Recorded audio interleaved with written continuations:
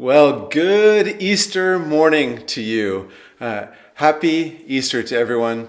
This is Simi Covenant Church, our live feed for Easter morning. And I want to give you the traditional greeting on Easter. I say, Christ is risen. And you're supposed to say back to me, He's risen indeed. So, Christ is risen. He's risen indeed. That's wonderful. Now, if you are with somebody else, I'd like you to turn to the other person and say to them, Christ is risen. I hope that you guys are doing okay, safe at home, and we are going to turn and in worship now and take it over, Jay.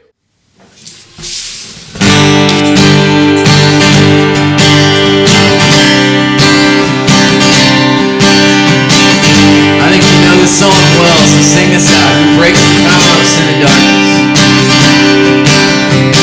Who breaks the power of sin and darkness? Whose love is mighty and so much stronger? The King of glory, the King above all kings.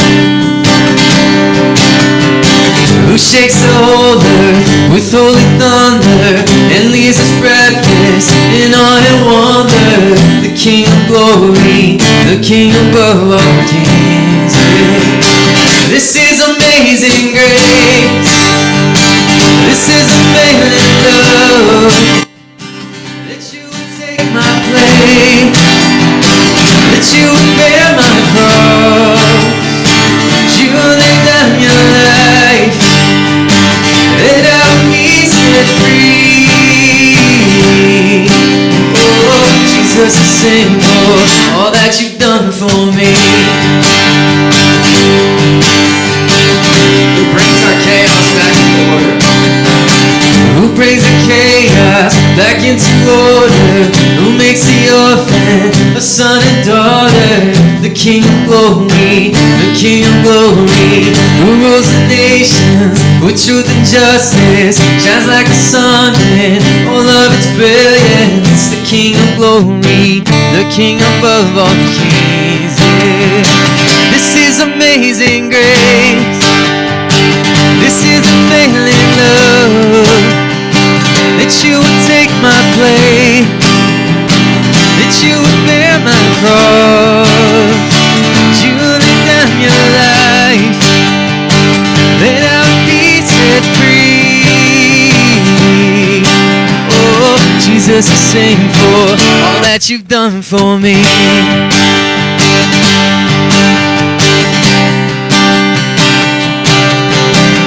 Worthy is the Lamb who was slain, and worthy is the King who conquered the grave. Worthy is the Lamb who was slain, worthy is the King who conquered the grave. Worthy is the Lamb who was slain, worthy is the King who conquered the grave. Worthy is the Lamb who was slain, worthy, worthy, worthy. This is amazing grace. This is unfailing love. That you would take my place, that you would bear my cross, that you would lay down your life, that I would be set free. Oh, Jesus, I sing for all that you've done for me.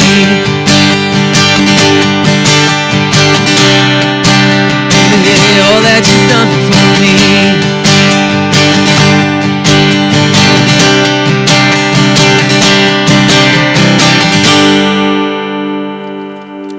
And I think all of you know this song very well, so sing along with this and sing it out wherever you are.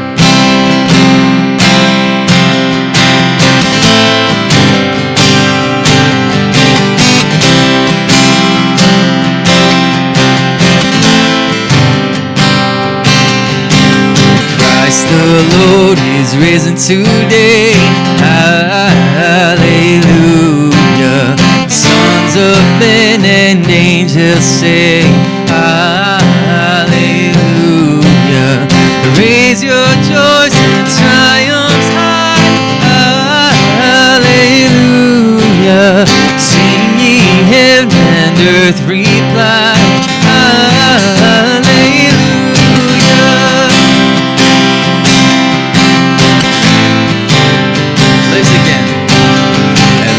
again, our glorious King. Hallelujah. Where, O death, is now thy sting? Hallelujah. Dying once, he on the same. Hallelujah. Where thy victory, your great.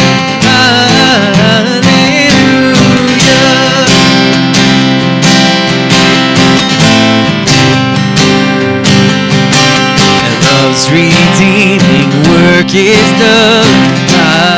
Hallelujah. Fought the fight, the battle won. Hallelujah. Death and painful pits and rise. Hallelujah. Christ has opened paradise. Hallelujah.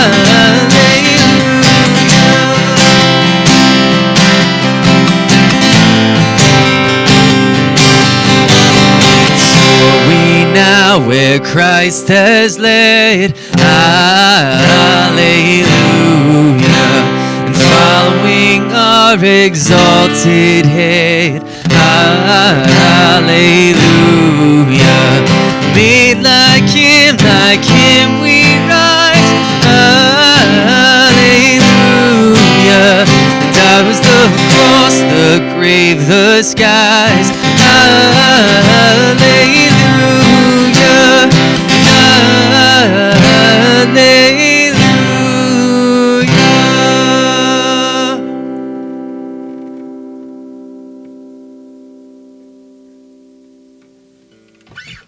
Hey everyone, welcome.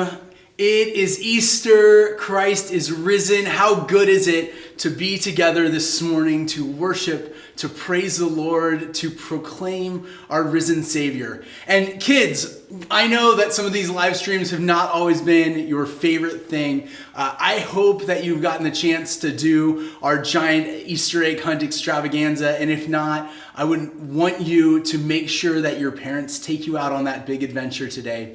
But as we continue in worship, we're going to have a time to check out a video that tells us the story of Easter, that tells us the story of why Jesus came and why it was important for us to experience seeing and responding to his resurrection and how good the news of God is. So as we continue in worship, kids, this video is for you. Adults, enjoy as we get to reflect together on the story of Easter. In the beginning, God created everything. He formed people in his very own image. But then, we turned away from God. Sin entered the world, like a dark stain. Still, God loved us so deeply that he made a plan to rescue us. At just the right moment, God sent his very own Son, Jesus, to live among us. Jesus healed hearts, and minds, and bodies. Thousands gathered to hear him teach. Instead of giving lots of new rules, Jesus turned things upside down by making it simple. Love God, love others. After 3 years of traveling and teaching, Jesus and his disciples entered Jerusalem to celebrate the Passover feast. Huge crowds gathered to welcome him. But while the crowds cheered for Jesus, the religious leaders made plans to arrest him. He was turning their world upside down, and they wanted him gone. As Jesus celebrated the Passover meal with his friends, he told them that he would be leaving, but would return. His friends didn't understand. That night, one of Jesus' followers, Judas, led soldiers to arrest him. The religious leaders gave Jesus a fake trial and then sent him to Pilate, the Roman governor, who could have him killed. Pilate found Jesus had broken no law and tried to release him. But a mob called for Jesus to be killed. Pilate gave in and handed Jesus over to the Roman soldiers.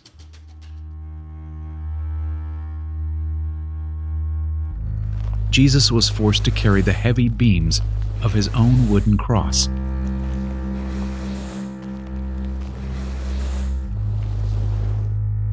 On a hill called Golgotha, the soldiers nailed Jesus' hands and feet to the rough wood. The soldiers and people who passed by laughed and mocked him. But from the cross, Jesus asked God to forgive them. Finally, Jesus called out, "It is finished." Then he died. The earth shook. Rocks split open. Even the soldiers cried, "Surely he was the Son of God."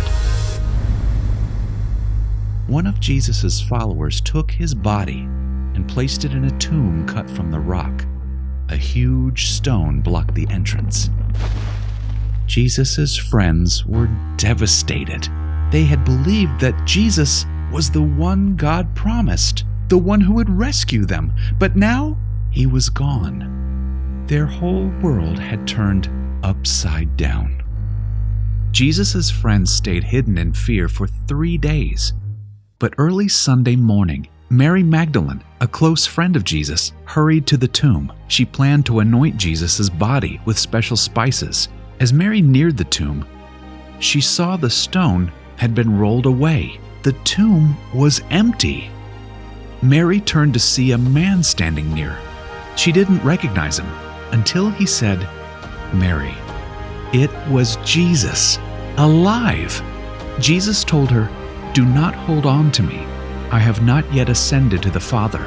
Instead, go to those who believe in me." Jesus, God's Son, became like us to lay down his life.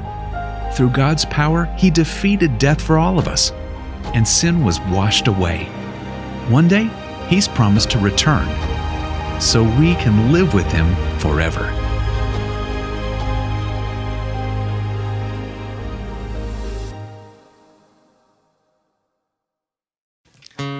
Well, as we step back into a time of worship after seeing the gospel according to Laundry, I encourage you guys to, wherever you are, take a moment to let even the truths of that video that we might think we've known sink in. And as you let that sink in, I encourage you to read the lyrics to this song, to sing it out with us if you so choose. And really drink in the moment of what the gospel really means for us in our lives. Before I spoke a word, you were singing over me. And you had been so, so good to me. Before I took a breath, you breathed your life in me.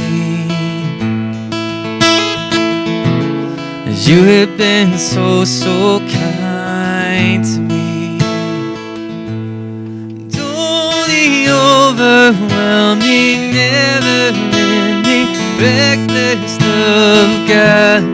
Oh, it chases me down, fights till I found, leaves the 99. And I couldn't earn it, and I don't deserve it. Still, you give yourself away. Oh, the overwhelming, never-ending, reckless love of God, yeah.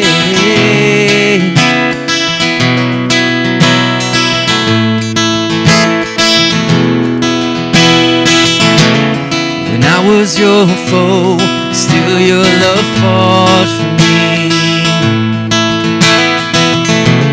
And you had been so, so good to me. I felt no worth, you paid it all for me. And you have been so, so kind to me. It's only overwhelming, never-ending, reckless love of God. Oh, it chases me down, fights till I'm found, leaves the 99. Don't deserve it, still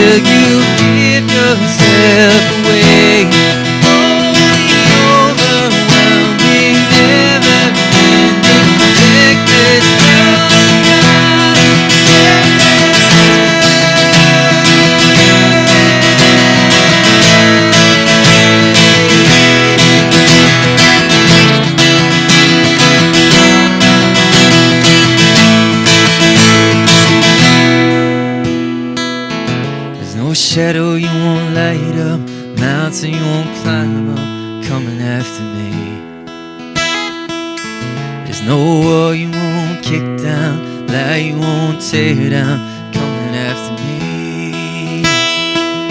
There's no shadow you won't light up, mountain you won't climb up, coming after me. There's no wall you won't kick down, lie you won't tear down, coming after me. There's no shadow you won't light up, mountain you won't climb up, coming after me. There's no wall you won't kick down, lie you won't tear down, coming after me. Overwhelming, never-ending, reckless love of God.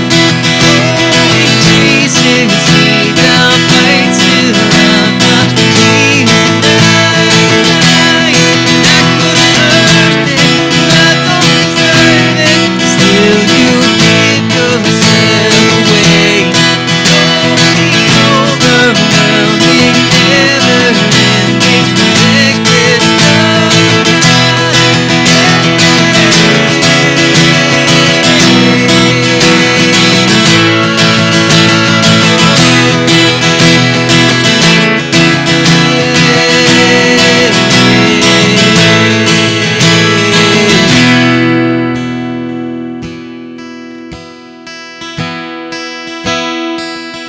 There in the ground, his body lay, the light of the world by darkness slain, then bursting forth in glorious day. Up from the grave he rose again, and as he stands in victory, since curse has lost its grip on me, for I am his, and he is mine, bought with the precious blood of Christ.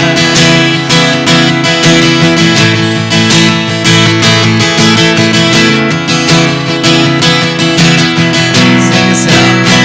No guilt in life, no fear in death.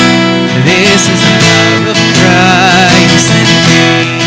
From life's first cry to final breath, Jesus commands my destiny.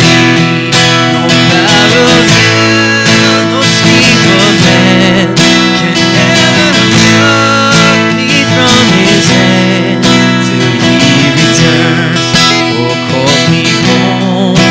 Here in the power of Christ I say, no power of hell, no scheme of man can ever pluck me from his hand till he returns or calls me home. Here in the power of Christ I stand.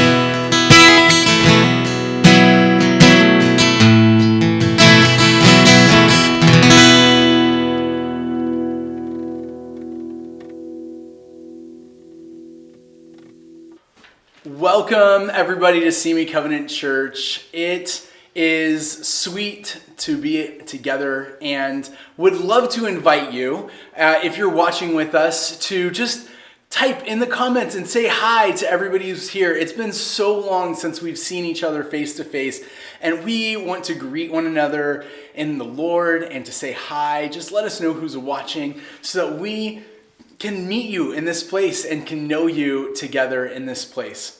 We have one big announcement for us today. One, Christ has risen, and he is risen indeed, because we get to worship together this morning in a unique and a strange way, a way that we're maybe becoming more familiar with. But we have one other way that's going to be a unique way for us to connect coming up very soon, and Jen Healy is going to take it away with that. Hey, Simi Cub, this is Jen. I just wanted to share with you for a couple minutes this morning about an opportunity that our church is going to have coming up on May 16th. Yesterday, I had the pleasure of hearing from Edgar Sandoval, and if you don't know who that is, he is the president of World Vision in the U.S. And I was so inspired when I listened to him just to think about how important our continued fight for clean water is for those in developing countries. One of the things he talked about is the fact that oftentimes when we find ourselves with challenges or in crisis, we tend to look inward and focus on ourselves, but that God calls us to be looking outward at other people, particularly at those who are more vulnerable than us and those who Jesus called the least of these brothers and sisters of mine. And one of the things he talked about is the fact that right now there is such an emphasis on the importance of water, that we are being told to wash our hands constantly. And that for us, that is easy. We can go to a tap in our kitchen or in our bathroom, and we can wash our hands with clean water and with soap or sanitizer that we have available. But that is not the case for millions of people in developing countries who don't have the access to clean water that we do. And so we have the opportunity again to partner with Team World Vision on May 16th to participate in the Global 6K. Now, some of you might be saying, but wait, how are we gonna do a Global 6K when we have to social distance? But here's the great thing. This year, the Global 6K is going virtual. And so you can do the 6K from wherever you are at. You can do it in your living room. You can do it pacing laps in your backyard. You can do it on a treadmill. You could take and walk down the block. However you wanna get in that 6K, you can do it. And why 6K, some of you may ask? Because 6 kilometers is the average distance that women and children across the world have to walk, not just once, but many times during the day to provide dirty water for their families that potentially is even going to cause them more harm. And so this, I won't even want to call it a race because it's not a race. You're going to get a medal at the end of it, but that's a symbol. And that's a symbol of the fact that we're walking those 6K, that 6K, so that others don't have to, in the hopes that we can end the clean water crisis during our lifetime. And so I'm going to encourage you to go to tinyurl.com/SeeMeCub6K. We're going to send that out in the Covenant Connections. We're going to send it on our social media, so don't worry if you need to see it written out instead. And I would encourage you to go and to join our team. It costs $50 to register, but that $50 is going to bring clean water for life to one individual. So already just by registering, you're making a difference. And then you can fundraise and encourage other family and friends to join us as well. If you have any questions, feel free to reach out to me. But I really hope that all of you will participate in this great opportunity with us on May 16th. Thank you, Jen. I am so excited to participate in the Global 6K. It's going to be so unique doing this in a virtual kind of way and doing it in our communities in a different kind of manner, but would love for you to sign up and be a part of that. As we move into the time of our sermon this morning, I would love for you to just post in the comments right now what Easter outfit you picked out for today, because we are all wearing things probably not that we would traditionally wear on Easter, and yet we all want to share that with you. So if you're wearing your pajamas, just let us know. If you have funky socks on, if you are dressed to the nines because you only worship Jesus in your very best and you only worship Jesus in a beautiful Easter dress on Easter, then please, please, please post that. I would love to see it. Let's pray together as we welcome Kurt and we open our hearts and prepare ourselves for the story of Easter. Father God, in the midst of this world that is full of chaos, that is full of discomfort and confusion, that is full of sickness and fear, Lord, we know that you are the hope. God, that you are alive, and that you are active, and that you are working, and that you are moving. God, would you meet us in this place today? Would you meet us in our homes? Would you meet us in our hearts? God, would you speak through Kurt? Would his word be an encouragement to us, but would his word empower us to be filled with the hope of your resurrection? God, we give you this day. We give you this time. And we praise you for the work that you completed on the cross and that you fulfilled in your resurrection. Amen.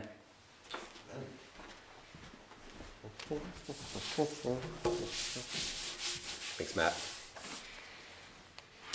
Well, I think normally you would have planned something special for Easter, and maybe Easter today feels a little more, ordinary than usual.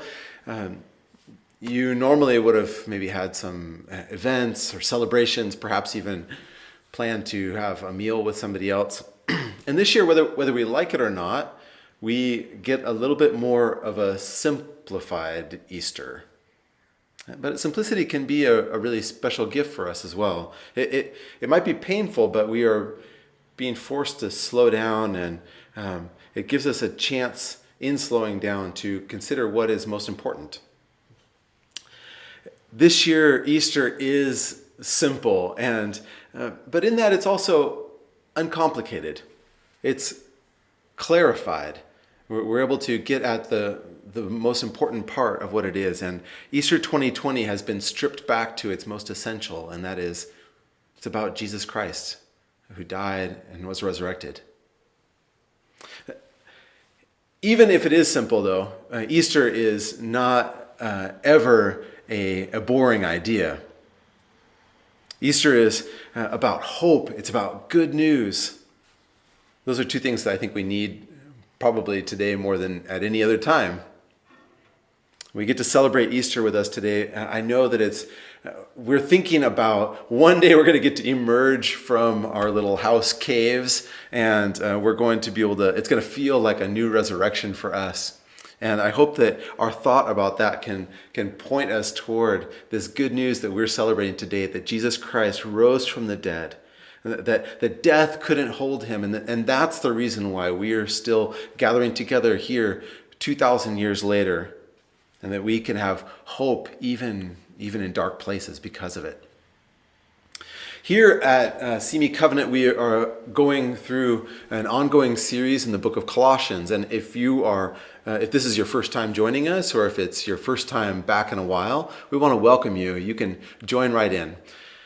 In this book of Colossians, we have arrived at a passage where we're going to study about how glorious the Son is, the Son of God. When we decided on this passage, we decided that this was going to be the one that was going to fall on Easter quite a long time ago. We thought, this is a great image of Jesus, our Redeemer. But I didn't count on how much this one little phrase in the passage was going to stand out to me. It says in the text that we're going to read, it says, "Do not move from the hope held out in the gospel." And I got to tell you, I was surprised how much of a positive connection I had to something that says, "do not move," because I'm already kind of not moving. I mean, really, how can I move less? But over the last few weeks, I've also been exploring this passage, and it had a wonderful richness. And I've thought about other people who are not moving, who have had people delivering food to them, who are helping them out, bringing them necessities. And I've heard from you guys that you are doing creative things to care for others, to keep entertained. And I think it's beautiful. So here in California, by and large, I think people have been doing a pretty good job of staying at home, even if it hasn't been very easy all the time. But staying at home is this good image for us for Easter 2020. So we're going to stay safe at home with the simple message of Jesus Christ. Or closer to the quote from our passage, let's stay at home in the hope of the gospel. Let's read our passage from Colossians 1, verses 15 to 23.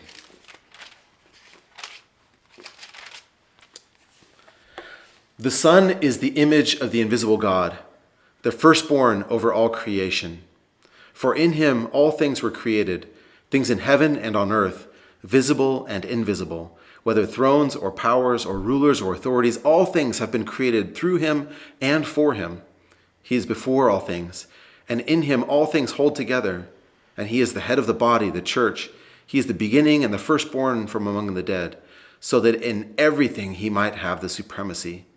For God was pleased to have all his fullness dwell in him, and through him to reconcile to himself all things, whether things on earth or things in heaven, by making peace through his blood shed on the cross. Once you were alienated from God and were enemies in your minds because of your evil behavior, but now he has reconciled you by Christ's physical body through death to present you holy in his sight, without blemish and free from accusation, if you continue in your faith, established and firm, and do not move from the hope held out in the gospel. This is the gospel that you heard, and that has been proclaimed to every creature under heaven, and of which I, Paul, have become a servant. What we learn from this passage is that we need to stay safe at home in the hope of the gospel. And what is that hope? That hope is based in two things. It's who Christ is and what he has done. First, who he is. Christ is the supreme Lord. There are few passages like this one that give us such a lofty vision of this glorious Christ. He's the one he's full to completion. He's the one who made everything and in whom everything holds together. But he's almost tripping over himself to describe the grand nature of who the Son is. And there's really too much to talk about in this passage for this morning, but we can focus on two aspects of him being the supreme Lord. Is that first he gives shape to the unseen God. It says in verse 15 that the Son is the image of the invisible God. This means that although God is a spirit and can't be seen, Christ became human and made it fully possible to see God. This is also a way of saying that Christ is himself fully God. Hebrews 1:3 communicates the same idea. The Son is the radiance of God's glory and the exact representation of his being, sustaining all things by his powerful word.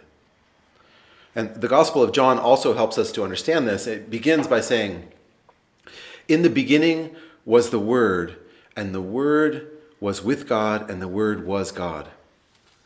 So the Son is God's Word spoken to us, and he has come to dwell among us. So when we look at the gospel accounts of Jesus, we get a picture of a complex person who breaks through our expectations.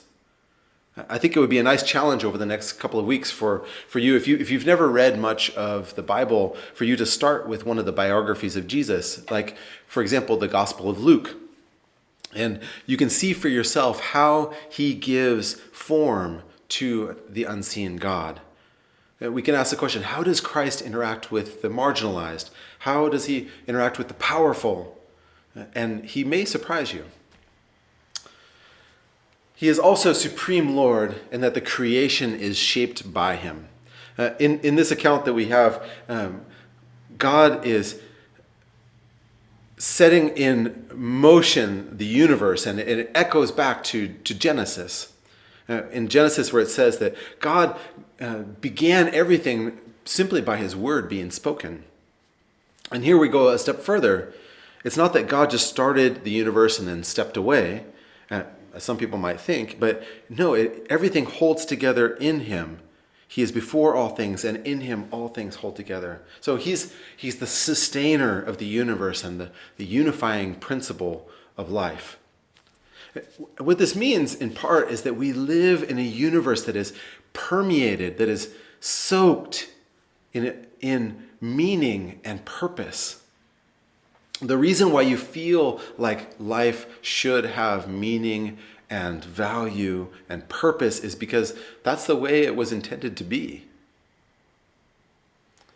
And so saying that in him all things hold together, it's not to put into question the four fundamental forces. If you don't know what that is, you can Google that. It's a statement ultimately about meaning, the meaning behind the universe, the meaning in our lives.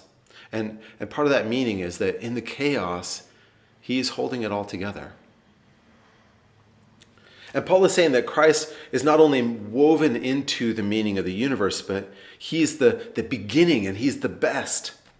The Bible begins, "In the beginning, God created the heavens and the earth."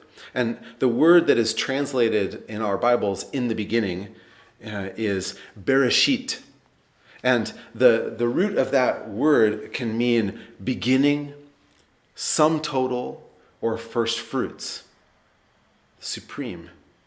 As if we look at Colossians 1:17-18, we realize that Paul is using this idea of beginning and sum total, supremes, first fruits.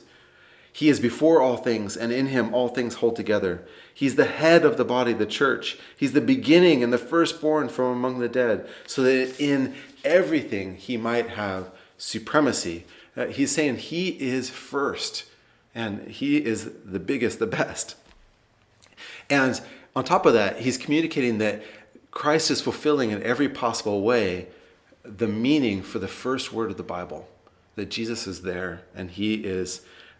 So we can't miss his purpose. He's saying that Christ is a big deal and he's bigger than you think. So we are to stay safe at home in the hope of the gospel. And that hope begins with who the Son is. And he is the supreme Lord. He is the one who was there in the beginning. He's more grand and amazing than we can conceive. And now the second part of the passage is going to emphasize that the hope of the gospel is also connected with what he has done. Christ is our sufficient Savior. Verses 18 to 23 are going to show us that he was the one who was crucified and resurrected. And through that act, peace is made, verse 20, through him to reconcile to himself all things, whether things on earth or things in heaven, by making peace through his blood shed through the cross. Through this act, unity is forged. Verses 21 to 22, once you were alienated from God and were enemies in your minds because of your evil behavior, but now he has reconciled you by Christ's physical body through death. Through that act, the unholy is made holy. Verse 22, to present you holy in his sight, without blemish and free from accusation.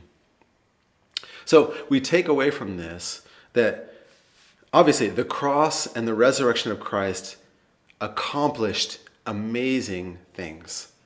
And that meaning needs to get bigger for us in our minds. He has broken the power of sin in the world. But there's another message along with that. We don't have to look far in our world to see that there is discord, fractured relationships, shame all around us. And it's not hard for me to recognize that around in the world, but we have a harder time swallowing that we are not outside of that system of shame and brokenness, but we're a part of them. You may have even winced a little bit when I read verse 21. Once you were alienated from God and were enemies in your minds because of your evil behavior. I saw a helpful diagram that helps me to understand this. So we can go ahead and put that slide up. That the first arrow is here before we understand what it means to follow Jesus, before we've committed to him. We have a limited understanding of our own sinfulness and, of course, about the character of God. We have a limited understanding about that. You can go to the next slide. But when we come to follow Jesus, we realize that we need Jesus to die for our sins.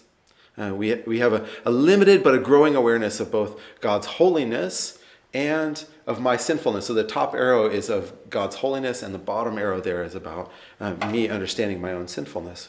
But over time, the image of God's holiness and sinfulness are going to grow. And if they don't, then I won't fully understand the impact of what the cross and the resurrection mean. Go ahead and go to the next one. Here at this point, over time, if we forget to cling to Jesus' work on our behalf, we start to think that we have to perform to earn God's favor, or maybe we just don't think that we're that bad. And in the end, what we think is that Jesus isn't really enough, and we feel like we need to bridge that gap ourselves. We end up really with a small Jesus. But the last one there is that we get to boast in the cross. And that's what Paul is doing in this passage, and that's what we can do in our lives. As we stay at home in the hope of the gospel, we realize that the cross bridges the gap. I can rest in my identity in Christ and in his righteousness, which allows me to embrace God's holiness, but also just recognize my own sinfulness and my shame. And I don't need to adjust the record and pretend like I'm something I'm not. By faith, I can enjoy the fullness of God's blessings, and I'm freed up to love God and love my neighbor. Easter is a celebration of hope and good news because Jesus Christ's resurrection, in his resurrection, we see that God has taken away our shame and has restored our honor. I can be fully alive and fully free. I don't have to pretend that I've got everything under control. Really, I'm more and more free to admit that God has made me who I am, and that I also have my own brokenness. Although I'm capable and I continue to learn and develop, I am never going to outgrow my need for him. And that's okay. The right perspective then is, as I get an ever deeper understanding of what I have been saved from, I will get a correspondingly great and magnificent view of what I am saved to, and of the abundantly loving and gracious God who has saved me. That is good news. So it comes to this: the cross of Christ is big enough to offer forgiveness for you.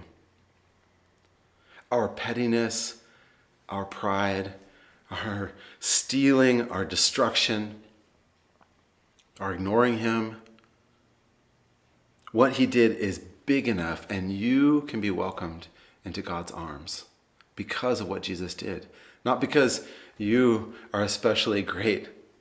And that is really good news, and that's something that we can really rest in. What are a couple of the implications for this beyond that? So we're not supposed to move on from the hope held out in the gospel, and we've seen that the gospel is intricately connected with who Christ is and what he has done. So we can spot pretty easily when we or someone else is moving on from the hope of the gospel. It's when anything or anyone makes Christ seem smaller, or the thing that he accomplished was less important. So hold firm to the hope in the face of the problems that you have right now. Our problems can get big and out of proportion. And so we need to focus on right things, focus on Christ and not specifically on our problems. One practical way is maybe it's time sometimes for you to not watch too much news or not be on social media too much. I think that those things, they get in our way and they can erode our vision. So we can stay informed, but we can know when to turn it off. And share with somebody else whatever the problem is that you're facing, and ask them to pray for you in that. We can hold firm to the hope as we grow and evolve in life as well. Let our vision for Christ and what he has done grow with us. All of us, you and me, all of us need our idea of Christ to grow. And that is because our idea of Christ is too small. That if we look at this passage, we realize our idea of Christ is too small. And I'll tell you, I wanted to say right there that our idea of Christ is almost certainly too small. Maybe out of a desire not to shock or something like that. But I have to say it bluntly that our idea of Christ is too small. And that's not because it's aimed at you, that there's something particularly wrong with us that we don't understand it. Really, that is aimed at him. He is so monumentally remarkable that there is no way that a human brain, no matter how big, and in a human lifetime, no matter how long, could possibly comprehend how big and how amazing he is. I've heard some people say that they have outgrown the idea of God. You can't outgrow God. You can only outgrow your childish ideas of him.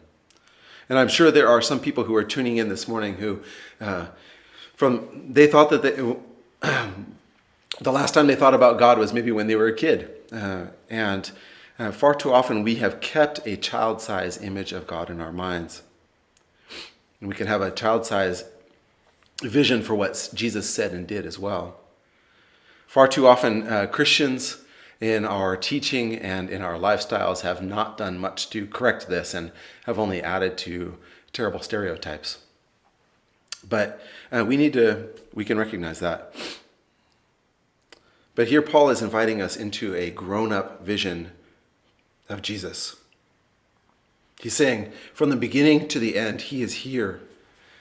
He's towering above everything. He's towering above everyone. And today is a chance to restart our investigation into who Christ is. Christ is risen, and that is good news for us. Let's pray. Lord, draw us into the hope of the good news, we pray. You are offering this wonderful news to us, and we want to accept that.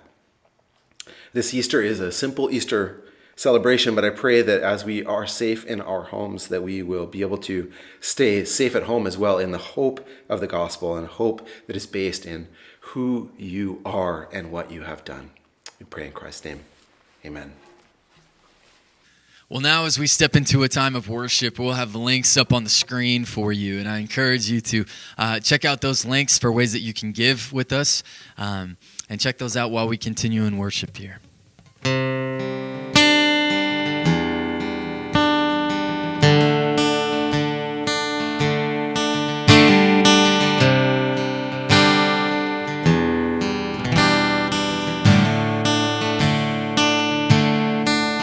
You give life, you are love, you bring light to the darkness, you give hope, you restore every heart that is broken. Great are you, Lord, it's your breath in our lungs. So we pour out our praise, it's your breath in our lungs. So we pour out our praise to you only.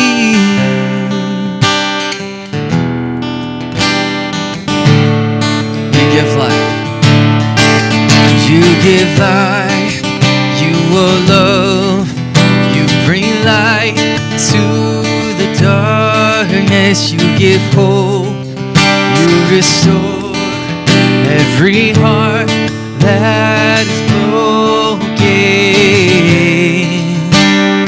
Great are you, Lord, it's your breath in our lungs.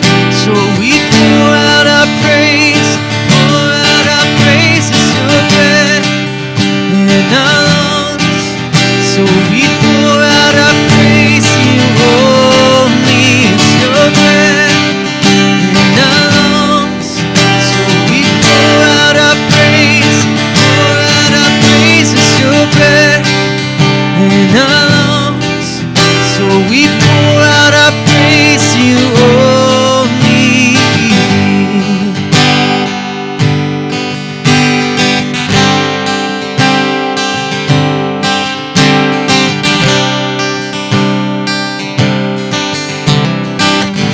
All the earth, and all the earth will shout your praise. Our hearts will cry, these bones will sing. Great are you, Lord. And all the earth will shout your praise. Our hearts will cry, these bones will sing. Great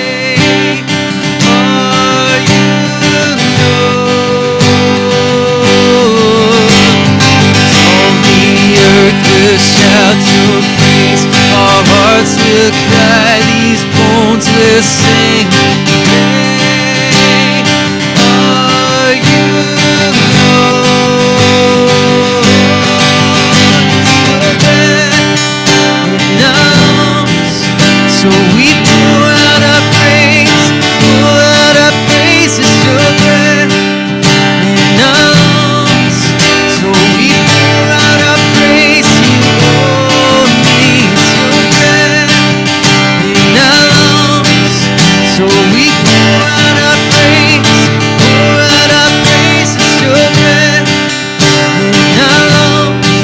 So we pour out our praise to you only.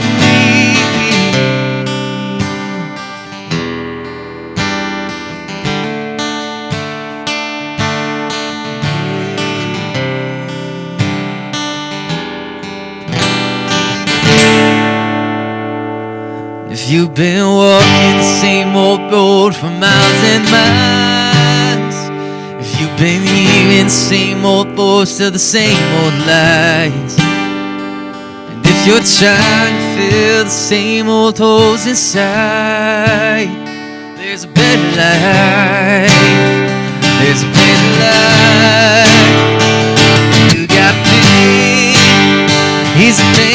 breaker. If you feel lost, He's a way maker. You need freedom, saving. He's a prison shaking Savior. If you got chains, He's a chain breaker. We've all searched for the light of day in the dead of night. We've all found ourselves worn out from the same old fight. We've all run to things we know just ain't right.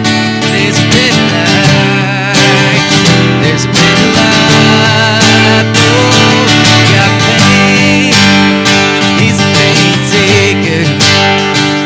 If you feel lost, He's a way maker. You need freedom, saving. He's a prison shaking Savior. If you got chains, He's a chain breaker.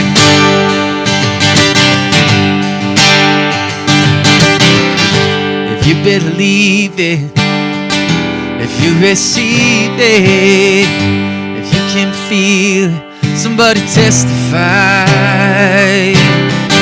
If you believe it, if you receive it, if you can feel it, somebody testify, testify, yeah. You believe it, if you receive it, you can feel it, somebody testify. You got pain, He's a pain taker. If you feel lost, He's a way maker. If you need freedom, saving, He's a prison shaking Savior. If you got chains, He's a chain breaker. If you need freedom, saving, He's a prison shaking Savior. If you got chains, He's a chain breaker.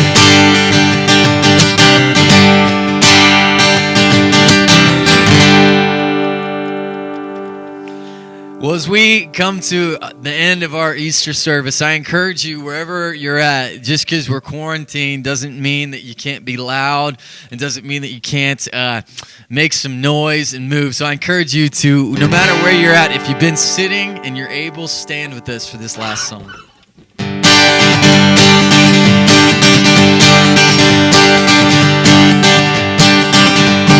Wandered so aimless, life filled with sin. I wouldn't let my dear Savior in. And then Jesus came like a stranger in the night. Praise the Lord, I saw the light. I saw the light, I saw the light. No more darkness, no more night. Now I'm so happy, no sorrow inside. Praise the Lord, I saw the light. Walked in the darkness, clouds covered me. I had no idea where the way I could be. Then came the sunrise and rolled back the night. Praise the Lord, I saw the light. I saw the light, I saw the light. No more darkness, no more night. Now I'm so happy, no sorrow inside. Praise the Lord, I saw the light. Just like the blind man, I wandered alone. Worries and fears I claimed for my own. Then like the blind man, that God gave back His sight. Praise the Lord, I saw the light. I saw the light, I saw the light. No more darkness, no more night. Now I'm so happy, no sorrow inside. Praise the Lord, I saw the light. Takes me down and I breathe here no more. My anthem will sound on that eternal shore when I join with the angels in heaven on high, singing praise the Lord. I saw the light. I saw the light. I saw the light. No more darkness, no more night. Now I'm so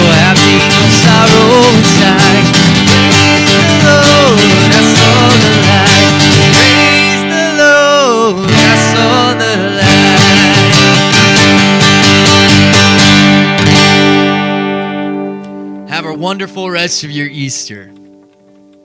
Before we leave, I have one quick announcement that we are going to be having a congregational meeting on April 20th in the evening at 7 p.m. We'll send you more information about that later. In the meantime, receive this blessing. May the image of Jesus grow in your mind, and the image and understanding of what he has done, so that all of that may grow for you, so that you will have a strong hope and be able to rest safe at home in the good news of the gospel. Amen. Happy Easter. See you guys. I hope I get to see you guys soon. This is amazing grace. This is unfailing love. That you would take my place. That you would bear my cross. You lay down your life, that I would be set free. Oh, Jesus, I sing for all that you've done for me.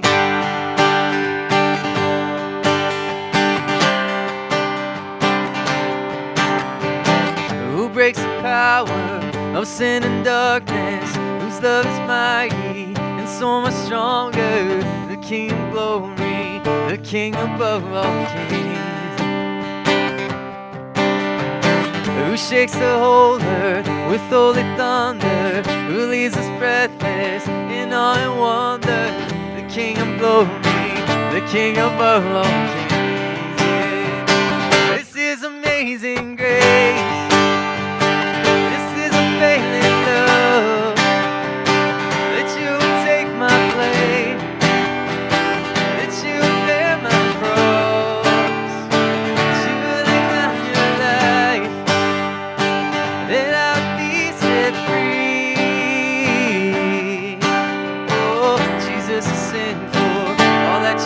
For me,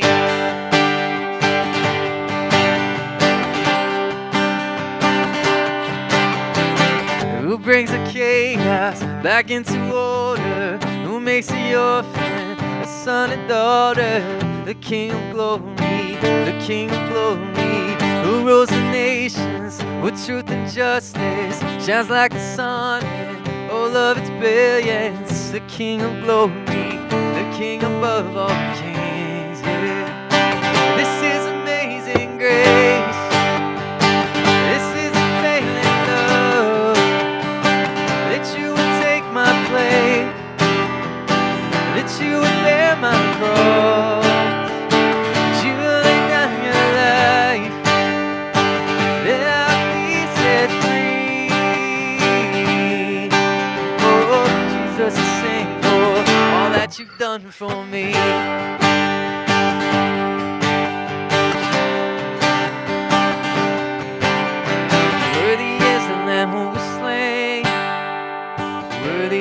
King conquered the grave. Worthy is the Lamb who was slain. Worthy is the King conquered the grave. Worthy is the Lamb who was slain. Worthy is the King conquered the grave. Worthy is the Lamb who was slain. Worthy, worthy, worthy. This is amazing grace. This is unfailing love, that you would take my place, that you would bear my cross, that you would lay down your life, that I would be set free. Oh, Jesus, I sing for all that you've done for me.